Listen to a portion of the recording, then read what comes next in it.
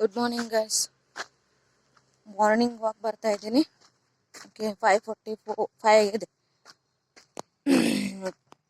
ಹಬ್ಬ ಇದೆ. ಮಾರ್ನಿಂಗ್ ಜಲ್ದಿ ವಾಕ್ ಮುಗಿಸ್ಕೊಂಡು 10ಗೆ ಓಕೆ ಮನೆಗೆ ಹೋಗಬೇಕು. ಯೂಶ್ವಲಿ ನಾನು 12ಗೆ ಅಬೋನೇ ಮಾಡ್ತಿರ್ತೀನಿ. ಆದರೂ 2ಗೆ ಎಕ್ಸ್ಟ್ರಾ ಸಾಯಂಕಾಲ ಮಾಡ್ತೀನಿ. ಸೊ ನೋಡಿ ಗೈಸ್, ಓಕೆ ಎಕ್ಸಸೈಸ್ ಮಾಡಿದೆ. ಎಕ್ಸಸೈಸ್ ಮಾಡಿ ಹೋಗ್ತಾ ಇದ್ದೀನಿ. ಓಕೆ,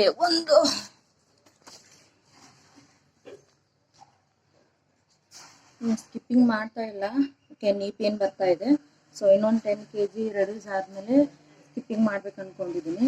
ಸೊ ಸ್ಕಿಪ್ಪಿಂಗ್ ಜಾಸ್ತಿ ಮಾಡಲ್ಲ, ಓನ್ಲಿ 100-200 ಅಷ್ಟೇ ಮಾಡ್ತೀನಿ. ಯಾಕಂದರೆ ಜಾಸ್ತಿ ಮಾಡೋದ್ರಿಂದ ನೀ ಪೇನ್ ಬರ್ತಾ ಇದೆ. ಓಕೆ, ವೇಟ್ ಜಾಸ್ತಿ ಆಗಿ ನಮ್ಗೆ ಇವಾಗೆ ಮಾಡಬಾರ್ದಂತ. ಓಕೆ, ಮತ್ತು ಮುಂದೆ ನೀ ಪ್ರಾಬ್ಲಮ್ ಜಾಸ್ತಿ ಆಗುತ್ತೆ, ಮೊಣಕಾಲು ನೋವು ಜಾಸ್ತಿ ಆಗುತ್ತೆ. ಅದಕ್ಕೆ ಓಕೆ, ಒಂದು ಟಿಪ್ಸ್ ಹೇಳ್ಬೇಕಂತೆ ನಿಮಗೆ. ಈಗ ಕೆಲವೊಬ್ಬರಿಗೆ ಕೆಮ್ಮಿದ್ರೆ ಮತ್ತು ಅಥವಾ ಹಿಂಗೆ ಯೂರಿನ್ ಬಂದರೆ ಅದು ಸಡನ್ನಾಗಿ ಲೀಕ್ ಆಗುತ್ತೆ. ಓಕೆ, ತಡ್ಕೊಳಕ್ಕಾಗಲ್ಲ. ಸಡನ್ನಾಗಿ ಅದು ನಮ್ಮದು ಪ್ಯಾಂಟೀಸಲ್ಲೆಲ್ಲ ಬಂದುಬಿಡುತ್ತೆ.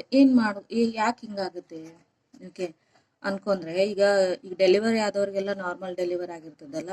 ಸೊ ನಮ್ಗೆ ವೆಜೈನಲ್ ಏರಿಯಾ ಅಂದರೆ ಆ ಏರಿಯಾದಲ್ಲೆಲ್ಲ ಲೂಸ್ ಸ್ಕಿನ್ ಆಗಿರೋದ್ರಿಂದ ಓಕೆ ಹೋಲ್ಡ್ ಮಾಡೋ ಕೆಪಾಸಿಟಿ ಕಡಿಮೆ ಆಗಿರ್ತದೆ. ಓಕೆ, ಅದಕ್ಕೆ ನಮಗೆ ಕೆಮ್ಮಿದ ತಕ್ಷಣ ಮತ್ತು ಇದು ಮಾಡಿದ ತಕ್ಷಣವೇ ನಮಗೆ ಯೂರಿನ್ನು ಹಾಗೆ ಕಂಟ್ರೋಲ್ ಮಾಡೋಕ್ಕಾಗ್ಲಾರ್ದೇನೆ ಪ್ಯಾಂಟೀಸ್ ಒಳಗೆ ಬಂದುಬಿಟ್ಟಿರ್ತದೆ. ಓಕೆ, ಅಥವಾ ಹಿಂಗೆ ಸ್ನೀಸ್ ಮಾಡಿದ್ರೆ ಅಕ್ಷಿ ಅಂತೀವಲ್ಲ, ಆ ಥರ ಏನಾದ್ರು ಮಾಡಿದಾಗ ಸಹ ಯೂರಿನ್ ಬಂದುಬಿಡ್ತದೆ. ಸೊ ಯೂರಿನ್ ಬರ್ತದೆ. ಸೊ ನಾವು ಏನು ಮಾಡ್ಬೋದು ಇದು ಅಂತಂದರೆ, ಓಕೆ ನಾನು ಇವಾಗ ಬ್ರಿಡ್ಜ್ ಎಕ್ಸರ್ಸೈಸ್ ಮಾಡಿದೆ ನೋಡಿ, ಮಲ್ಕೊಂಡು ಹೊಟ್ಟೆ ಭಾಗ ಎಬ್ಸಿದ್ನಲ್ಲ, ಅಥವಾ ಆ ಎಕ್ಸರ್ಸೈಸ್ ಮಾಡುವಾಗಾದರೂ ನಾವು ಹೊಟ್ಟೆನ ಮತ್ತು ಯೂರಿನ್ ಪಾರ್ಟ್ನ ಈ ಥರ ಹೋಲ್ಡ್ ಮಾಡಿ ಈ ಥರ ಜಗ್ಗಿ ಹಿಡ್ಕೋಬೇಕು. ನಮ್ಮಲ್ಲಿ ನಾವು ಆ ಥರ ಬಿಗಿ ಹಿಡ್ಕೊಂಡಾಗ ಈ ಥರ ಬಿಗಿ ಹಿಡ್ಕೊಂಡು ನಮ್ಮ ಮನಸ್ಸಲ್ಲೇ ಒಂದು 15 ಕೌಂಟ್ ಮಾಡಬೇಕು. 1 2 3 4 ಆ ಥರ ಒಂದು 15 ಕೌಂಟ್ ಮಾಡಿ ಮತ್ತೆ ರಿಲ್ಯಾಕ್ಸ್ ಮಾಡಬೇಕು. ಈ ಥರ ಹಿಂಗೆ ಬಿಗಿ ಹಿಡ್ಕೋಬೇಕು, ಮತ್ತೆ ಕೌಂಟ್ ಮಾಡಬೇಕು, ಮತ್ತೆ ಬಿಡಬೇಕು. ಈ ಥರ ಒಂದು 10 to 15 ಟೈಮ್ಸ್ ಡೈಲಿ ಮಾಡ್ಕೋತ ಬರಬೇಕು. ಓಕೆ, ಎಕ್ಸರ್ಸೈಸ್ ಮಾಡಲ್ಲಪ್ಪ ನಾನು, ಮತ್ತು ಈಗ ಹೆಂಗೆ ಮಾಡೋದು ಅಂತಂದರೆ, ಈಗ ಕಾಮನ್ ಆಗಿ ಕುಂತಿರ್ತೀವಿ ನಾವು, ಕುಂದಾಗೂ ಆ ಥರ ಹೋಲ್ಡ್ ಮಾಡಬೇಕು. ಓಕೆ, ಹಿಂಗೆ ಹೋಲ್ಡ್ ಮಾಡಬೇಕು. ಈ ಥರ ಉಸಿರು ಜಗ್ಗಿ ಹಿಡಿದು ಅದನ್ನು ಈ ಥರ ಗ್ರಿಪ್ ಆಗಿ ಹಿಡ್ಕೋಬೇಕು.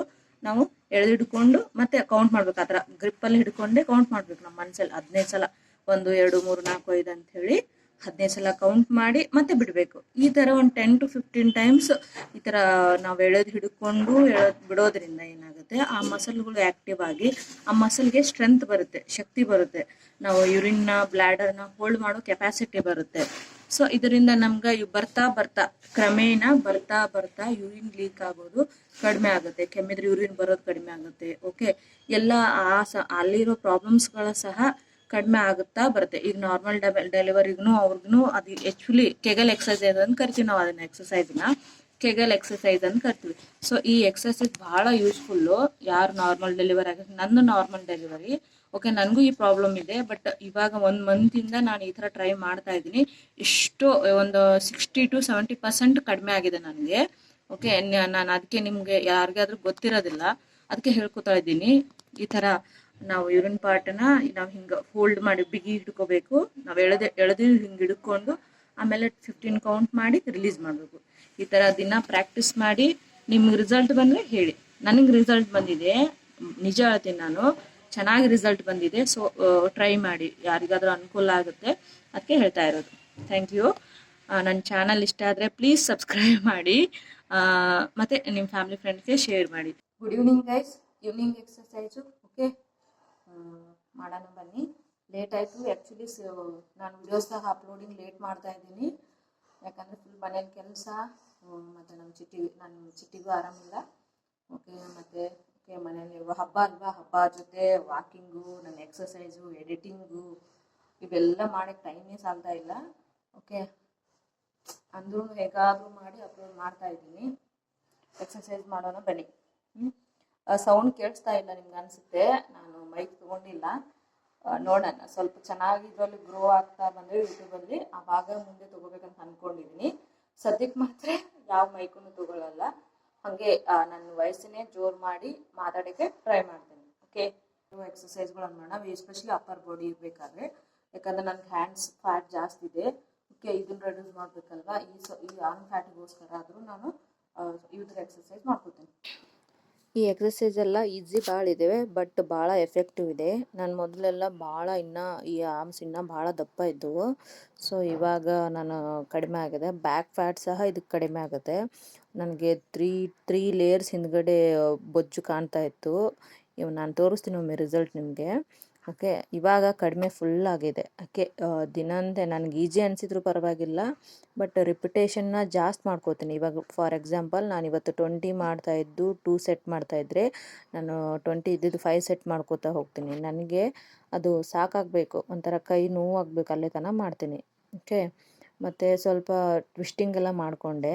ಓಕೆ, ಇದೆಲ್ಲ ಯೂಸ್ಫುಲ್ಲು. ಒಂಥರ ವಾರ್ಮಪ್ ಮಾಡಿಕೊಂಡು ನಾವು ಆಮೇಲೆ ಇಂಚ್ ವಾಕ್ ಮಾಡ್ತೀವಲ್ಲ, ಫ್ಲ್ಯಾಂಕ್ ವಾಕ್ ಅಂತಲೂ ಕರಿತೀವಿ, ಅದಕ್ಕೆಲ್ಲ ಯೂಸ್ ಆಗುತ್ತೆ. ಕೆಲವೊಮ್ಮೆ ಡಂಬಲ್ಸ್ ಯೂಸ್ ಮಾಡಿ ಎಕ್ಸಸೈಸ್ ಮಾಡ್ತೀವಿ, ಕೆಲವೊಮ್ಮೆ ಹಾಗೆ ಯೂಸ್ ಮಾಡ್ತಿರ್ತೀವಿ. ಯಾವಾಗ ನಾವು ಬಾಡಿ ವೇಟನ್ನು ಯೂಸ್ ಮಾಡಿ ಎಕ್ಸಸೈಸ್ ಮಾಡ್ತೀವಲ್ಲ, ಮೋರ್ ಎಫೆಕ್ಟಿವ್ ಆಗಿರ್ತದೆ. ಓಕೆ, ಫ್ಲ್ಯಾಂಕ್ ವಾಕ್ ಅಂತೂ ಭಾಳ ಯೂಸ್ಫುಲ್. ಮೊದಲೆಲ್ಲ ನನಗೆ ಸ್ವಲ್ಪನೂ ಬರ್ತಿರಲಿಲ್ಲ. ಈಗ ನಾನು 10 kg ರೆಡ್ಯೂಸ್ ಮಾಡಿದಾಗಿಂದ ಭಾಳ ಈಸಿ ಆಗ್ತಾಯಿದೆ. ಈಸಿ ಅಂದರೆ ಎಷ್ಟು ಈಸಿ ಅನ್ನಿಸ್ತಾ ಇದೆ ಮಾಡಲಿಕ್ಕೆ. ಓಕೆ, ಅದಕ್ಕೆ ಟ್ರೈ ಮಾಡ್ತಾಯಿರಿ. ಹಾಗೆ ಇದಕ್ಕೆ ಆರ್ಮ್ ಫ್ಯಾಟ್ನು ಕಡಿಮೆ ಆಗುತ್ತೆ ಡೈಲಿ ಮಾಡ್ಕೋತ ಬಂದರೆ. ಯಾವಾಗಲೂ ನೋಡಿ, ಕನ್ಸಿಸ್ಟೆನ್ಸಿ ಇದ್ದರೆ ಅಷ್ಟೇ ನಮ್ಗೆ ರಿಸಲ್ಟ್ ಸಿಗುತ್ತೆ. ನಾ 2 ದಿನ ಮಾಡಿದೆ, 1 ವಾರ ಮಾಡಿದೆ, 3 ದಿನ ಬಿಟ್ಟೆ ಅನ್ಕೋತೆ ಕೂತ್ರೆ, ವಾರ ಮಾಡಿದ್ರೆ ಕರಗಿದ್ರೆ ಮತ್ತು ಬಿಡನೆ ಮತ್ತೆ ಏರುತ್ತೆ, ಹೀಗೆ ಆಗುತ್ತೆ. ಸೊ ನಾವು ಮಿನಿಮಮ್ 1 ತಿಂಗಳು ಮಾಡಬೇಕು. 2 ಡೇಸ್ ರಿಲೀಫ್ ತೊಗೊಂಡು ರೆಸ್ಟ್ ತೊಗೊಂಡು ಮತ್ತೆ ಕಂಟಿನ್ಯೂ ಮಾಡಬೇಕು. ನಮ್ದು ಐಡಿಯಲ್ ಗೋಲು ರೀಚ್ ಆಗೋ ತನಕ ನಾವು ಹೀಗೆ ಮಾಡ್ಕೋತಾ ಇರಬೇಕು. ಅಂದರೆ ನಮಗೆ ಆಮೇಲೆ ಇವಾಗ ರೆಡ್ಯೂಸ್ ಆದಮೇಲೆ ಒಂದು ಲೆಕ್ಕ, ಮೇಂಟೆನೆನ್ಸ್ ಇದೆಯಲ್ಲ ಅದೊಂದು ಲೆಕ್ಕ ಆಗುತ್ತೆ. ಸೊ ಅದಕ್ಕೆ ಸದ್ಯಕ್ಕಂತೂ ನಾನು ವೆಯ್ಟ್ ಲಾಸ್ ಮಾಡೋದ್ರಲ್ಲೇ ಇದ್ದೀನಿ. ಮೇಂಟೆನೆನ್ಸ್ ಅಂತೂ ಇನ್ನೂ ಭಾಳ ದೂರ ಇದೆ. ಪರವಾಗಿಲ್ಲ ಅನಿಸುತ್ತೆ ನನಗೆ, ನಾನು ನೋಡಿಕೊಂಡ್ರೆ. ಭಾಳ ಫ್ಯಾಟ್, ಸ್ಟಮಕ್ ಏರಿಯಾ ಭಾಳ ಇತ್ತು, ಅಬ್ಡಮಿನಲ್ ಏರಿಯಾ ಭಾಳ ಇತ್ತು, ಚೆಸ್ಟ್ ಏರಿಯಾನು ಜಾಸ್ತಿ ಇತ್ತು. ಯೂಶ್ವಲಿ ನನ್ನ ಬ್ರಾ ಬ್ಯಾಂಡು 38 ಇತ್ತು, ನನ್ನ ಬ್ರಾ ಸೈಜು. ಇವಾಗ 34, 32, 34 ಬರುತ್ತೆ, ಅದು ಲೂಸ್ ಆಗುತ್ತೆ. ಸೊ ನಾನು ಹಾಗೆ ಬರ್ತಾ ರೆಡ್ಯೂಸ್ ಆಗ್ತಾ ಇದ್ದಾವೆ. ಬಟ್ ನನ್ನ ಮೇನ್ ಗೋಲು ಲೋವರ್ ಬಾಡಿ. ಈಗ ನಾನು ಜೀನ್ಸ್ ಪ್ಯಾಂಟ್ ಹಾಕ್ತೀನಲ್ಲ, ಅದನ್ನು ಲೂಸ್ ಮಾಡ್ಕೋಬೇಕು. ಸೊ ಆ ಟಾರ್ಗೆಟೆಡ್ ಇಟ್ಕೊಂಡು ನಾನು ಯೂಶ್ವಲಿ ಎಲ್ಲ ಎಕ್ಸಸೈಸ್ಗಳನ್ನು ಮಾಡ್ತಾಯಿದ್ದೀನಿ. ಕೆಲವೊಬ್ಬರಿಗೆ ಜಲ್ದಿ ಕರಗುತ್ತೆ, ಕೆಲವೊಬ್ರಿಗೆ ಲೇಟಾಗಿ ಕರಗುತ್ತೆ. ಇವೆಲ್ಲ ವೆಯ್ಟ್ ಲಾಸನ್ನು ಒಬ್ಬರ ಬಾಡಿ ಮೇಲೆ ಡಿಪೆಂಡು, ನಾವು ತಿನ್ನೋ ಫುಡ್ ಮೇಲೆ ಡಿಪೆಂಡು. ಯಾವಾಗಲೂ ಕ್ಯಾಲ್ರಿ ಕೌಂಟಲ್ಲಿರಬೇಕು, ನಾವು ಎಷ್ಟು ತಿಂತೀವಿ ಏನನ್ನೋದು ನಮಗೆ ಲೆಕ್ಕ ಇರಬೇಕು, ಅಂದೇ ಕರೆಕ್ಟಾಗಿರ್ತದೆ. ಎಲ್ಲ ಟೈಮು ಮೆಜರ್ಮೆಂಟ್ ಅಲ್ಲ, ಬಟ್ ನಾವು ನೋಡಬೇಕು ನಾವೇನು ತಿಂತೀವಿ ಅನ್ನೋದು ನಮ್ಗೆ ಅವೇರ್ ಇರಬೇಕು. 1 ಸ್ಪೂನ್ ಎಣ್ಣೆನೂ ಸಹ 100 ಕ್ಯಾಲ್ರಿ ತೋರಿಸುತ್ತೆ ಅಂದರೆ ಅವಾಗ 1 ಚಪಾತಿ ಸಮ ಆಗಿರ್ತದೆ.